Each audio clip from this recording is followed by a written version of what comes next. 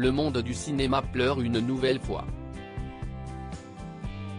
Ce jeudi 26 mai, la mort de Ray Liotta est annoncée par son agent Jennifer Craig. En effet, alors qu'il est en République dominicaine pour son prochain film, Dangerous Waters, l'acteur de Célèbre des Affranchis a été retrouvé mort dans son sommeil, à l'âge de 67 ans, selon les informations du Hollywood Reporter. Alors que les célébrités du monde du cinéma sont réunies au 75e Festival de Cannes, ce décès est un nouveau coup dur. Ray Liotta fait ses débuts à la télévision en 1983, dans Another World de Casablanca.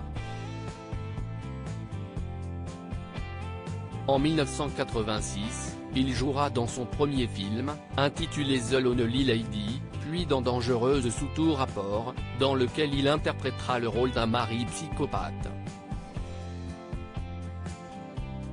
Mais c'est en 1990 qu'il connaît vraiment le succès avec le film Les Affranchis de Martin Scorsese. 2 ans après, c'est un policier pas très recommandable qu'il jouera dans Obsession fatale. Taillé pour des rôles difficiles, il interprétera celui d'un médecin légiste dans Mémoire suspecte. Une vie privée compliquée en 2001, Ray Liotta joue le rôle d'un agent du FBI dans Hannibal. Il se lancera aussi dans des comédies plus légères comme dans Corinna ou encore Beauté empoisonnée. L'acteur était également prévu pour jouer dans Les Sopranos avant que son rôle soit donné à James Gandolfini. Côté vie privée, Ray Liotta a eu quelques démêlés avec la justice, notamment au moment de son divorce.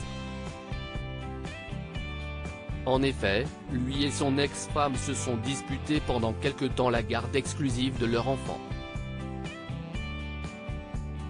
Il sera par la suite condamné pour conduite sous stupéfiants. Mais l'acteur avait réussi à rebondir. Il était donc en plein projet lorsque la mort est venue l'emporter.